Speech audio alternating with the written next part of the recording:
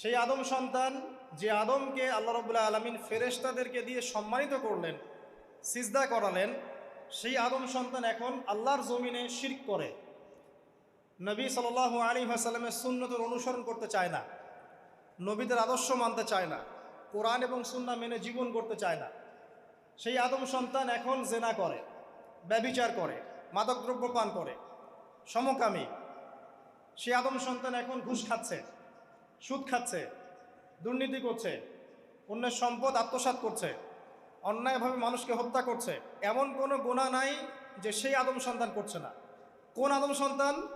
যার পিতাকে আল্লাহ রাব্বুল আলামিন কি করলেন? ফেরেশতাদেরকে দিয়ে সেজদা করালেন। তাহলে চিন্তা করেন যে আমরা আমাদের পরিচয়টা কি পরিমাণ হারিয়ে ফেলেছি। আমরা তো চেতনার কথা বলি না, শেকড়ের কথা বলি না, আমরা সংস্কৃতির কথা বলি না,